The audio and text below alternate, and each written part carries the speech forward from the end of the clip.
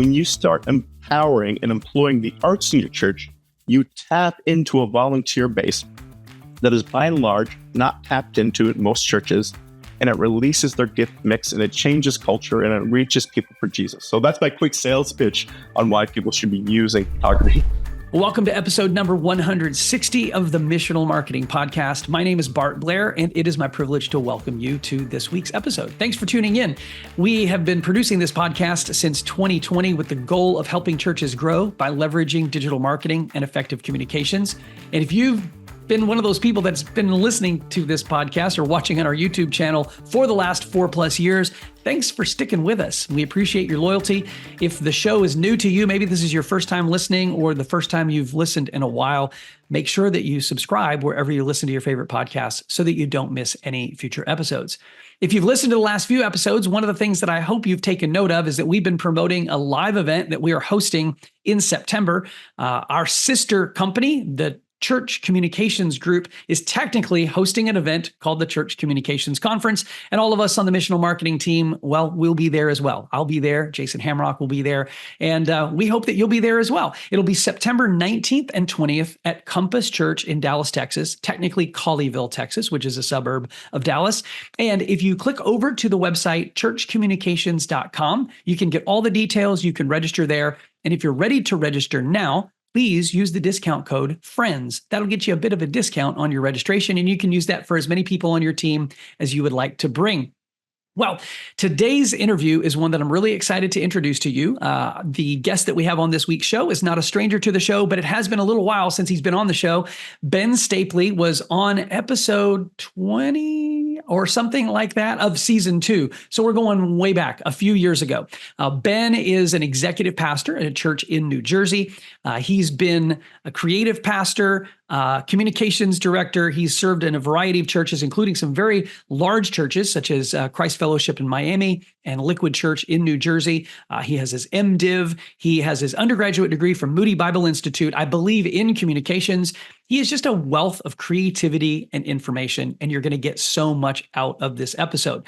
This week, we're having a conversation about photography and building a photography team in your church, and we'll get to that interview here in just one moment.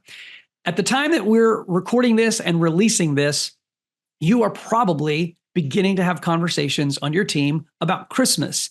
It's not too early to be talking about Christmas. Now, it's a little bit too early to be talking about Easter, but I'm going to plug the last episode that we recorded with Ben a few years ago, 2 years ago, 3 years ago, whenever we did that, because we were talking about Easter planning. And if you'll check the show notes of this episode, we'll link to that particular episode.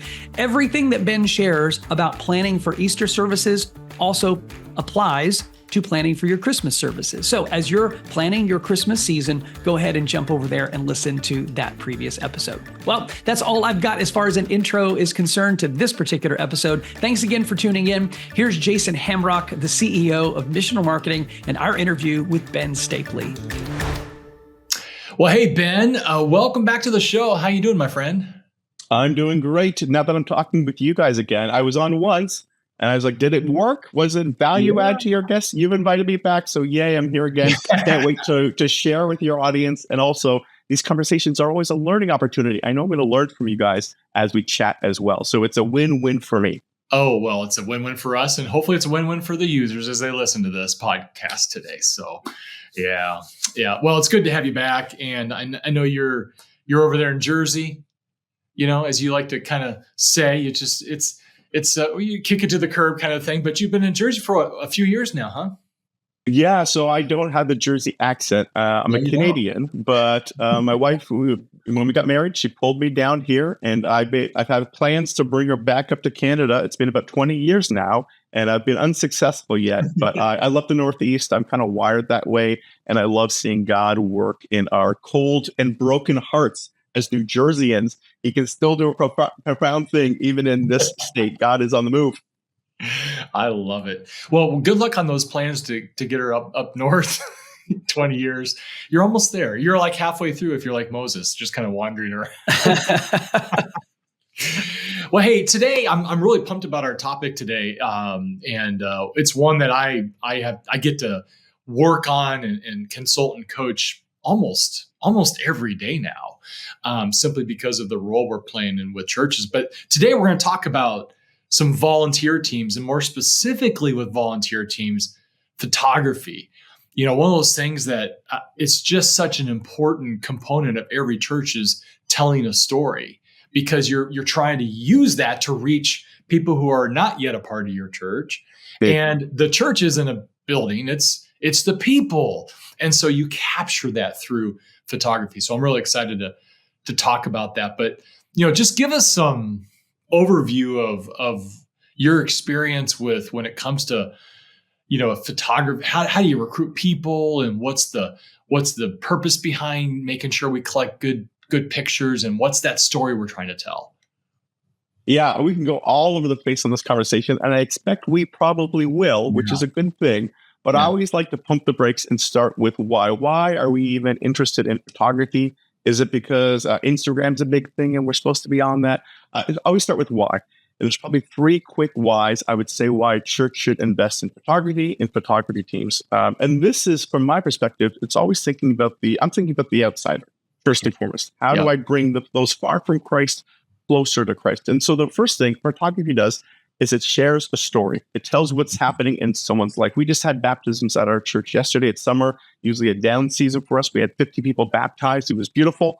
And so for me, when we take those pictures of people coming out of the tub, water coming down their face, tears coming down their face, but joy on their face, they are saying that in that photo, they're saying, my life was transformed through Jesus.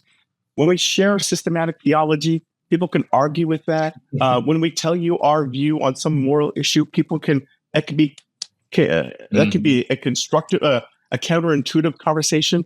But when I share you my story, that I was once dead and I'm now alive, people can't challenge that. They see the proofs in the pudding, and so it shares those stories. So it's really helpful for the skeptic. The other thing, it shows what is expected for a skeptic. Someone's never been to your church. Again, they want to see what it's like. You say that you are a caring place and you're a kind place. Well, are there photos of people in your lobby smiling and engaging each other? Or does it feel like it's clicks? You say you're a diverse place. I want to see that. You say you are a place that is relevant. Well, what does your lead pastor look like? Do they look like they're relatable? Can I relate to this person? Or do they look like somebody in an ivory tower? No offense to ivory towers, but it shares, again, for that skeptic, it shares what is going to be expected in that environment. For people who have no association with churches, they wonder, right? Are you just going to be asking for money all the time? Are you guys going to be handling snakes? What is happening in the service? I want to know before I come. Photos allow you to showcase what is happening. In our day and age, with all the vehicles to explore churches, your stream, your social media, your website, people want to try before they buy. They want to look at it and see, is it something that shows value to me before I go? And the last big thing, we're going to get to this conversation, but it empowers your volunteers. There is a swath of your congregation that knows how to get engaged in church. I can sing, I can jump on stage, I can lead a discussion, I can lead a small group, or I know how to shake someone's hand, I can be in the greeter team, but I'm an artist. I have a camera. I don't feel I know where my skills are engaged or used in this church. And because I have, my skill set is different than the typical church volunteer, do I get a chance to play? Or can I be in the game, or am I on the sidelines? When you start empowering and employing the arts in your church, you tap into a volunteer base that is by and large not tapped into in most churches, and it releases their gift mix, and it changes culture, and it reaches people for Jesus. So that's my quick sales pitch on why people should be using photography. Yeah, well, I'm excited to unpack those things. So tells a story, kind of communicates what's expected, and then helps recruit volunteers. And what I love about what you just said there, especially the first thing, photos tell a story, because I see myself when I look at your website or I look at your social channels as that one, right? I'm the one that you're going after, not the 99. I see myself through that story. And what you're communicating to me is there's hope on the other side of that. And that's what I get excited about, right? Because it's Jesus who's going to move us to redemption and hope and healing and grace and all that stuff. And a photo can really help communicate that extremely well. I get goosebumps thinking about that for churches that get excited about that. So I've quoted her 100 times on this podcast episode since she said it, but Amy Chaney said, People are not going to choose your church because you have the coolest lighting system or the best drummer. They're going to choose your church when they check out your website and your social media channels, and they see the eyes of people whose lives have been changed by Jesus. And that's what they're looking for, right? We're looking for a place where we can experience life change. We might not be able to verbalize exactly what we're looking for, but we know it when we see it. And when you see it in people whose lives have been transformed, people who, through the expression on their faces and the way that they're relating or engaging with one another in great photography, it can do a lot to bring people who are far from God into the context of your community. Yeah, love that. All right, so some practical advice, when we're talking about building like a photography team, what kind of ideas or advice would you give somebody?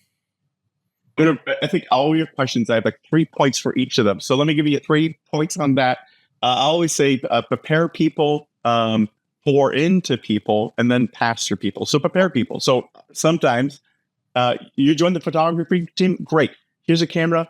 Go. Well, what is there a shot list for this event? Is there a flow of the event so I know what's happening for second and third? Think of this: wedding photographers know what the flow of the event is, right? So they know that the bride's going to walk down the aisle. I need to be at the front to capture that key moment.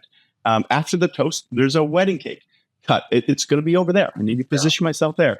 So any photographer who's good knows what the event is and they're prepared for it. Sometimes we as leaders, we love to recruit people, but we don't love to empower them as good as we should. Give them a basic flow of the event and a basic shot list. So recruit them and empower them with what you're doing. Pour into them. Sometimes we utilize and use artists for what we can get from them, but forget to pour into them. These are teams. These are volunteers. These are people that need to be pastored at the end of the day. How are you pouring into them? How are you pastoring them? Are you just receiving from them, or else are they getting from you? Quick ways I love to do it is there resources that you can send their ways. Maybe you're sending them to a virtual conference where they get better. Maybe you're going to an art gallery to look at photos from other people. Maybe you're going on a photo walk as a team, and we're all taking photos of the same walk, and then we're putting it up on the big LED wall. And, I love that photo of yours. And these are ways in which you reward your people, not just recruit your people. So think that way as you're thinking and you're building your teams. I want to go right there with that photo walk. I got a church that's going to do that here pretty soon. And I'm helping them. We're kind of pulling it together. So they're inviting people to an early evening, like Thursday, I think it is, going to give them pizza, because pizza and soda, feed them, but they're going to do that photo walk. And I'm really excited about that. And that might be pretty new for our audience to hear. What are you talking about with a photo walk? So will you dive in a little bit deeper there? Yeah, keep the cookies on the bottom shelf. Thank you for that, Jason. So again, this is a chance to reward and pour into your team. So they're photographers and they have their own craft, but who's helping them grow their craft? When I've been with a team of photographers, one of the beautiful things is we all see life limited from our perspective, right? And so I see it here. I don't have your eyes, you don't have mine. So as we go down a walk, it could be a literal walk. We're going on a hike, or it could be like we're exploring a space, a playground. What are things that catch your eye and that you want to capture? So you would do that. I would do that. Other team members would do that. It doesn't have to be a long and extensive thing. A 30-minute visit to some decrepit urban environment that is just like, oh man, this is visually stunning. It could be a 60-minute hike. Whatever it is, keep that experience short, where everyone tries to capture things that stand out to them. Not things that like everyone says, oh, what really well, but just things that how they see life. And then quickly, maybe another 30 minutes, edit, curate the content, edit it, get then your shots. And these are my 5 top shots, 5 top things I saw from this experience.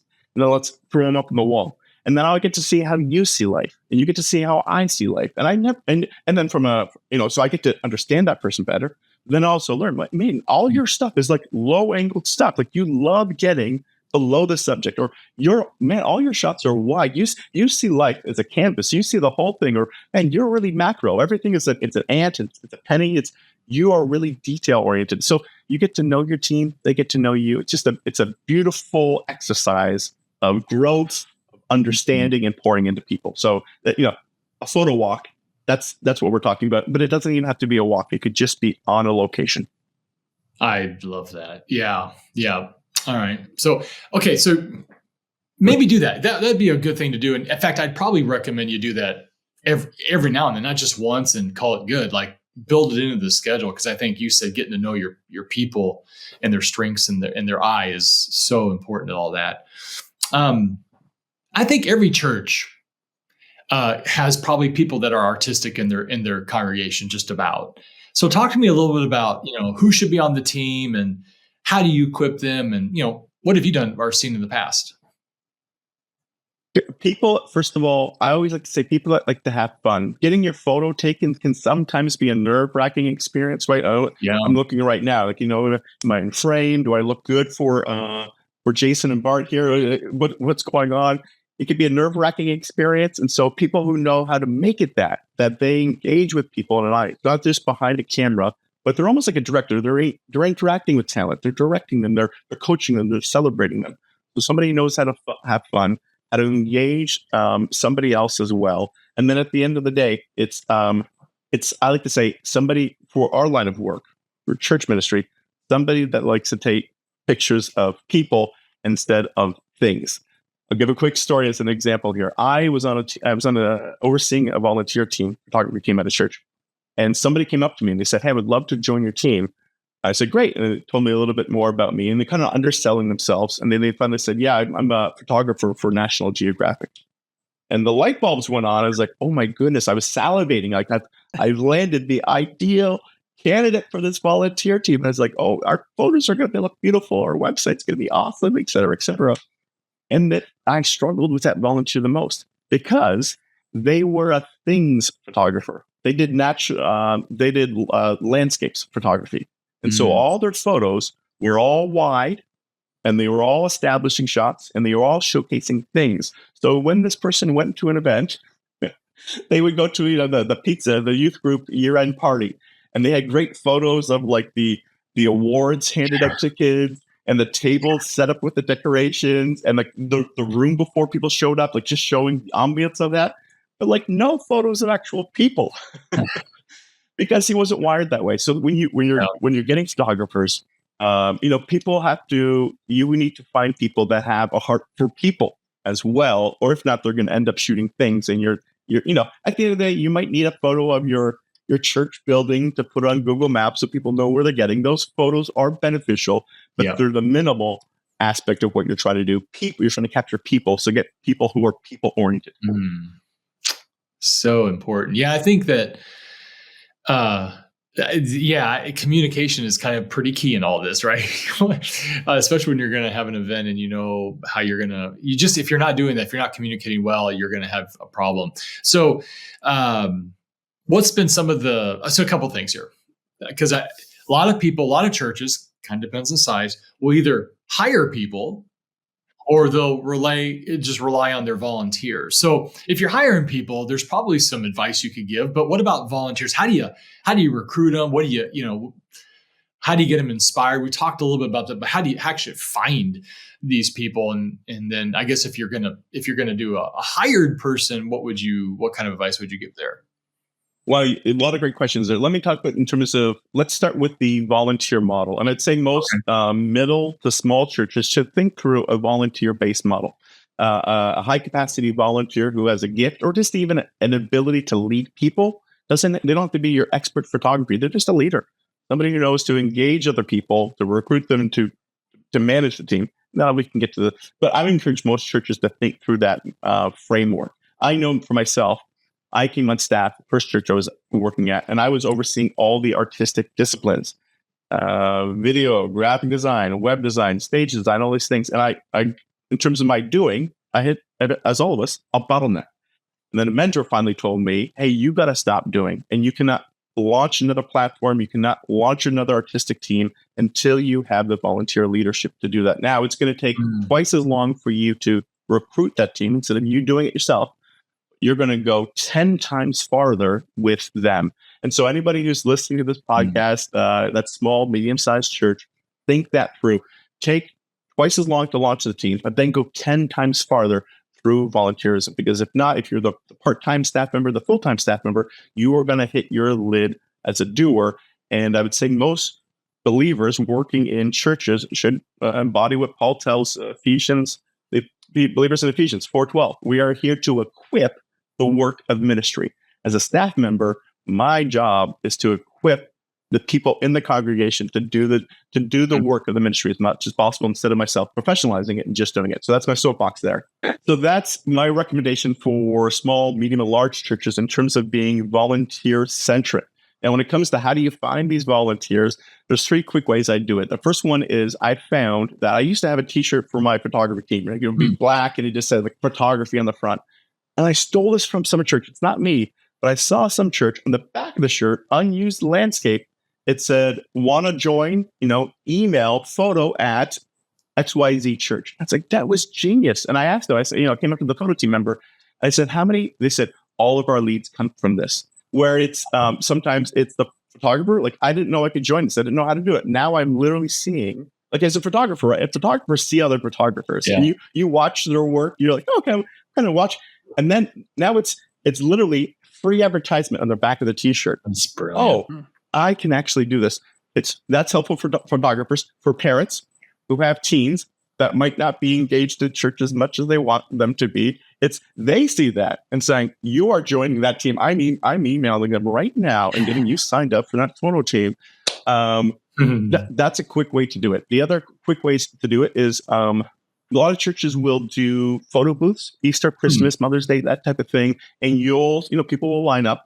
I've watched the great recruitment tool is you watch and you see the person, you just watch the line go there, because now what you have a free field test of the photographic abilities of your church. Yeah. And so you'll see people come up and they'll, click and they'll walk away. Or some other people, they're there, hey, getting tighter, come out.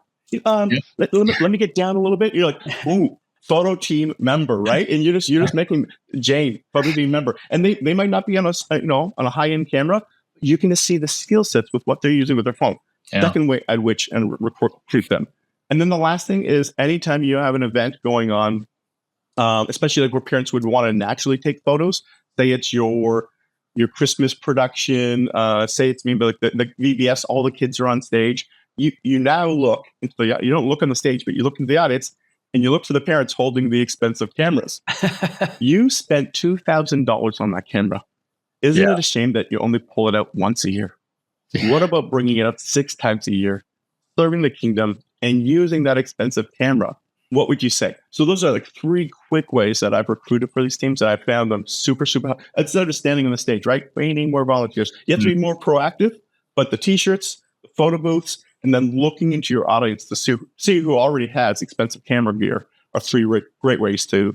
So can I comment on the t-shirt thing for just a second? There's a dual benefit to having photography team t-shirts, and that is that you readily identify the people who are walking around taking photos, that they are not some randos in your church taking photos of people in the church. I actually had a church that did that one time. They hired a part-time staff member who they then gave their DSLR, and this person who was new in the church was just big enough that you couldn't really know everyone, but just small enough that a lot of people who'd been around a while thought that they knew everyone. And all of a sudden on Sunday mornings, there's a strange person that they don't know walking around with a camera, taking everybody's pictures. And it threw some people off. Some people were a little bit disconcerted by it. And I'm like, they didn't give her a lanyard, a t-shirt, or anything to identify that she was officially taking photographs for the church. So there's a dual benefit to having those t-shirts.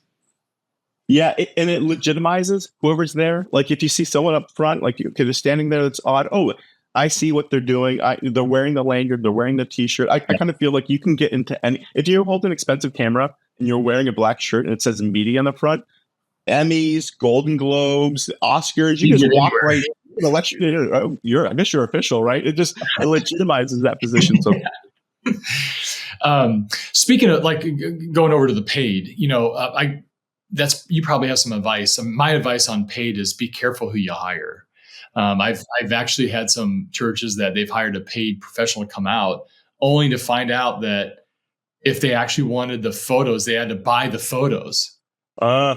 So not only are you paying this person to come out and shoot, they're not giving you all the photos. You had to actually purchase the photos, which I'm like, oh my goodness. Didn't ask the right questions, did you? No. You didn't ask the right questions, right? Yeah, look for the fine print. But I think it's helpful, Bart, because you're kind of cutting the baby in half here. Like we're talking about like a team that just run of volunteers, or like hiring a part-time or a full-time staff member to oversee some of this, or maybe some churches are in the middle, which I think this is helpful, especially when it comes to a website where you really need, we can't use stock photos.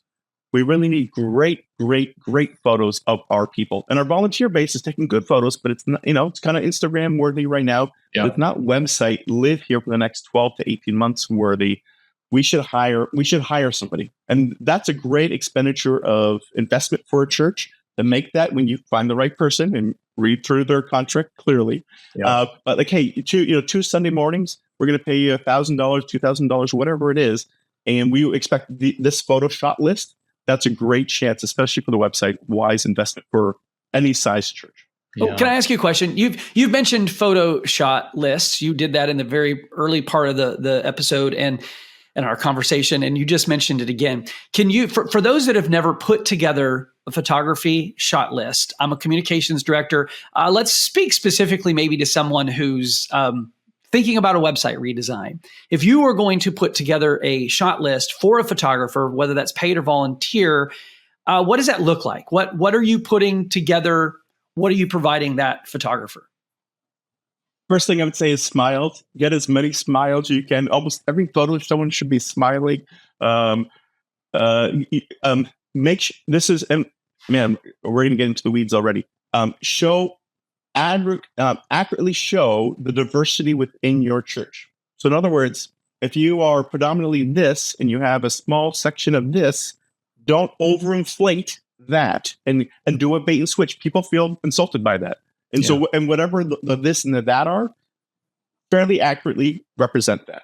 And don't try to overinflate who you currently are. Now you may be aspirational, and we're trying to target this demographic that we're underrepresented in. And so you might skew that up. But don't try to do a 50-50 or 90-10. Again, feels like a bait and switch, especially for the 10% that show up and saying, this is not what you showcase. You're selling something that is not accurate. Make sure it's more people-based than thing-based. You may have a beautiful cafe. I don't necessarily want to see it. I want to see the people at the cafe drinking the coffee. Make sure it's at the end of the day, make sure it's about the people you're trying to serve more than the people doing the serving. So your staff are phenomenal. That's great. Your lead pastor's phenomenal. They should be on there to some degree. Don't overemphasize who they are. Overemphasize your target audience, who that you're trying to reach. And I would say try. The other thing too, I've said this before, is don't just shoot the beautiful people. And so if I were, if you were a church, you probably wouldn't naturally shoot me. I'm not, I'm never going to make Time's Most Handsome Man of the Year award. And that's okay. But sometimes, because most of our content is so curated and our world puts such an emphasis on physical beauty, sometimes, to be honest, we overemphasize that. And so now everyone should be shot the most complimentary way in which you can, in which you're highlighting the natural beauty, but don't just shoot the attractive people in your church. Again, it feels like a bait and switch. It feels false, and it is not kingdom-minded. That is not how Jesus pursued us. He did not just pursue people with brains, bucks, and brawn. He just did the influential people in our world. He attracted everybody, and so make sure that your website showcases some of that stuff.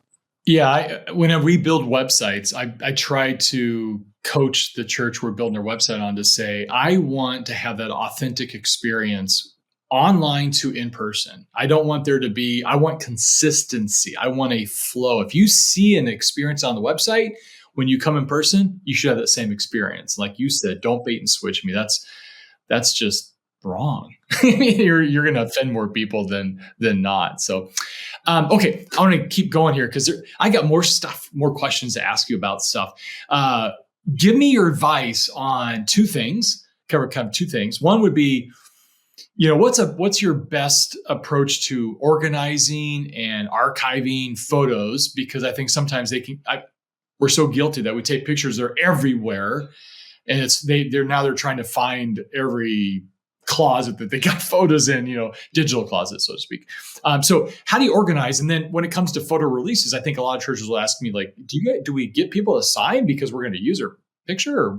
So could you speak into those two areas? Yeah, now we're getting to the sexy stuff. Photo release forms. Oh my goodness, this is the stuff that our viewers came to hear. But important. I love it. So a couple of things. You're picking up the rock and kind of looking at the worms wriggling underneath. This is not the exciting stuff, but it's the important stuff where a lot of photo teams fall short in terms of the storing, the archiving, and then the releases. So when it comes to the archiving, the first I'm going to work kind of backwards forward. Before we even get there, what is the expectation for your photographers? A couple things I'd always say is for them, never do a shoot and dump. So your volunteers shoot, and then they dump all their photos onto somebody else. No. Each individual photographer should curate and edit their own work. First of all, because they know when they're shooting, they know which moments were great, and they already know what that is. So have that expectation for your volunteers. It's 2-hour commitment. You're only shooting for 1 hour, and then you have to stop. And then the next hour, you curate and edit your work. Then you upload it. So what's the expectation? Maybe it's, give me what you think all your 50 best shots are, but then give me another folder, just your 10 highlight photos. So if I got multiple photographers going on, I can have all their photos that are decent, but then if I need real quick access to stuff, I have all, and I have their highlights. And when it comes to the highlights, I want their raw in case I want to come back and work with that. And then I want whatever they've edited and dumped to me in a JPEG. So that's the expectation with the team members. When it comes to platforms are they're not ubiquitous. There's pros and cons to each. I wouldn't necessarily spend the time to highlight each of those and argue each of those. I would argue more so consistency. Whatever you're on, try to stay consistent to that. Because the work to migrate from one to another is pretty laborious. Yeah. And then the other thing is, might feel a little old school. I'm still a physical backup guy myself. That I haven't experienced it. I've heard the horror stories that we lost it all in this cloud-based service, and then it's all gone. And so I always still back things up when it comes to the hard drive. And then the other thing too is, in terms of that consistency, stay consistent with your naming structure and your filing structure. You could do it, year, month, week. I like to do it event-based. Or ministry-based. So, we have photos in our, all church events. We have, Christmas, we have men's ministry, women's ministry, youth, children, and then that breaks up. So within the children, we have your VBS, you have your weekly Sunday school, you have your sports ministry, whatever it is. I like to go not through chronologically, but based upon ministry areas and just having that very consistent. So when you go back, I want to go back to 2018, and then it's like really clear how to find that photo instead of just like, it's a folder with all the photos from 2018 and no file structure. That is a recipe for disaster when you want to go back to try to access some stuff. So the name of the game is consistency. There are some platforms now that, if you're going to use Google Drive or ShareFile or something like that, you have to kind of create your own structures. There are some platforms that are subscription based now where all your photographers can share, and you can actually add tags to your photos. So you could literally add tags, which are like volunteers, Sunday morning, men. You can add as many tags as you want so that when you're actually looking for a photo, you can search by the tags and get a wider variety of photos that might have been taken,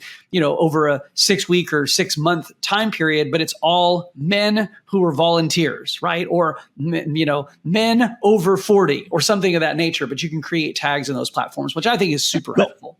Let me push back there for a second, Bart. To me, in terms of what I've seen volunteers like doing, they're going to love taking photos. They're going to love it. They're probably going to like editing. They're going to be okay with creating folder structure. I am struggling to get people to tag. I hear that. I've never been able to do that successfully. Maybe it's just my lack of leadership, but have you seen people, oh man, I can't wait to tag these photos. I usually see volunteers tap out at that point. If I can get a good folder structure, I'm okay with that.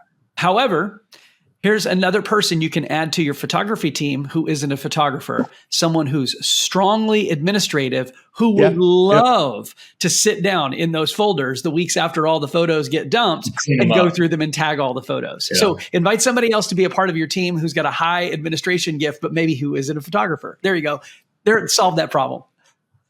Yeah, I think about I can't even remember what last month, let alone 6 months or a year ago. So my advice is think about you in the future, what you're looking for, but then also think about your replacement, somebody else who's going to be sitting in your seat, whenever that is, and you're going to put them in a bind if you don't take the extra steps and do what, both you guys are saying. And maybe it is a volunteer assistant versus the actual team, but boy, that structure, I tell you, it with not only photos, but also videos, is a huge gift to yourself and to the future you in that seat.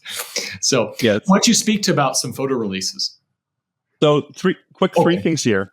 Don't ask your photographers to be handing out releases and trying to do that. They're there to get photos, not releases. So don't give that responsibility to your photographer. 2 other quick ways to handle that. First of all, make sure that is on your kids' ministry intake form. So anyone who's signing their kids into the children's ministry for the first time is going to be signing some type of a release form saying, I release my kid into your care. Have on there very clearly, not hidden in like size 6 font on the very bottom, but very clearly put it on there as a bullet point, is a photo release form that I release the church to take photos of my children for promotional purposes. I say it very clearly because 99 out of 100 people are going to say, yeah, sure. I've seen you guys take it. You're very tactful. You're not doing anything that I'm concerned about. Now, the one person who doesn't, who says, I'm not going to do that, and this is a hill they want to die on. Well, at that point, you can say, thank you for expressing that. We will make sure not to take photos of your children. And then you can just make sure that your photographers are aware of this and this one show, don't take photos of that. Or if they inconspicuously got taken up, then your communication team in terms of marketing, if you ever see a photo of the shelf, make sure the parents have not given us permission to use them for promotional purposes. Let's honor that. So that's the first. You haven't done that. Do that next week. Now, let me comment on that real quick. Let me comment on that really quick, Ben, because I've actually seen large churches do this. And because you don't know all the people, it can be a little bit tricky.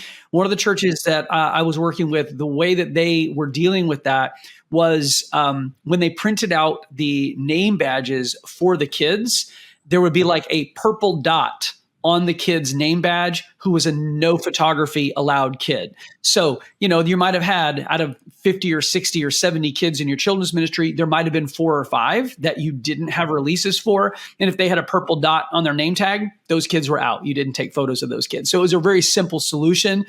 Kid didn't know why they had a purple dot, but the photographers did. Yeah. And the other thing too is this is an opportunity. It's almost a pastoral and discipleship opportunity where if a parent comes, like sometimes somebody may be coming in with I'm trying to be graceful here. Maybe they're struggling with a high level of fear and anxiety in their lives. And so even before, if someone doesn't check a box, tell me why not? What's going on in your life? What is happening in your life? What are you seeing around you?